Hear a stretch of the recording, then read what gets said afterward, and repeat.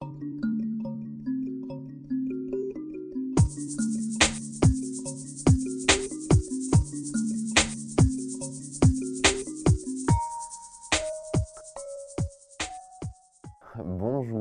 je suis Frédéric Valin, je suis franco-allemand. J'écris en allemand, uniquement. J'adore parler en français ou parler français en Allemagne. J'ai récemment lu un article sur un psychologue qui disait justement qu'on change de personnalité quand on parle autre langue. Ça aide quand même beaucoup d'avoir du recul sur soi-même, d'avoir accès à deux langues pour se décrire. Ça aide quand même beaucoup.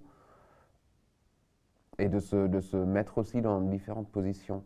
Alors ce que moi j'adore, c'est d'aller tous les ans ou tous les 2 ans, si j'ai pas trop le temps, d'aller en France et d'être quelqu'un de complètement différent.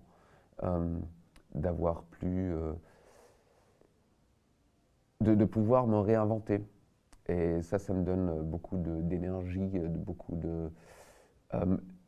Il y a un certain moment d'oubli là-dedans, qui est important aussi pour pouvoir se reconstruire. Mais en gros, c'est-à-dire que j'ai une relation plus enfantin vers le français que vers l'allemand. Et que j'ai plus l'impression de me pouvoir laisser aller dans la langue française, parce qu'on me pardonne plus aussi que dans la langue allemande. Pour moi, en gros, c'est deux mondes différents, les deux langues.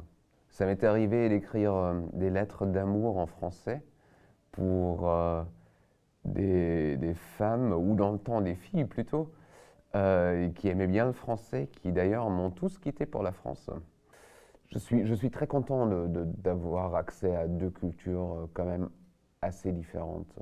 C'est pas l'opposé l'un de l'autre, mais aussi dans les détails, aussi dans l'humour par exemple, d'avoir une autre vue et de pouvoir appliquer d'autres questions, d'autres manières d'approche. Ça, c'est quelque chose de fatigant, mais d'enrichissant en même temps. Alors, ce qui est vraiment drôle, c'est que ni l'Allemagne joue un trop grand rôle en France, ni la France en Allemagne. C'est-à-dire, culturellement, normalement, on a d'autres... Il y a un autre focus. Un événement comme l'attentat Charlie Hebdo m'a montré d'une manière très rigoureuse la différence d'esprit entre l'Allemagne comme elle fonctionne et la France comme elle fonctionne. C'est-à-dire que les Allemands n'ont pas compris la fonction et l'humour de Charlie Hebdo. Ils étaient capables de le comprendre après qu'on leur a vraiment expliqué à fond comment l'idée d'un humour bête et méchant, par exemple, en venant par Reiser, Desproges, tout ça, en aboutissant jusqu'à Charlie Hebdo, ça, ils comprenaient après avoir toute une théorie derrière. Mais c'est pas du tout le même état d'esprit, quoi. J'ai un très bon traducteur pour traduire les histoires en français, qui n'a pas beaucoup de temps en ce moment, parce qu'il a eu 2 gosses, malheureusement.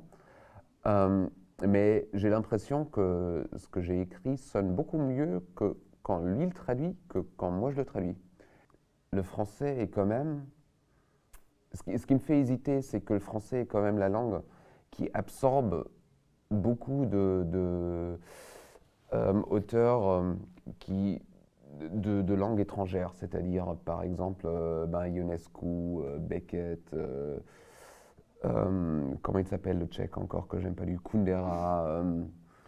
La langue française apparemment accueille les écrivains à bras ouverts. C'est-à-dire, il n'y a peut-être pas le même trajet à faire. C'est peut-être que le parcours en allemand est plus difficile, plus long. En comparant les deux littératures, il y a cette différence, je trouve. Ok, très bien. Bah, merci à toi. Merci.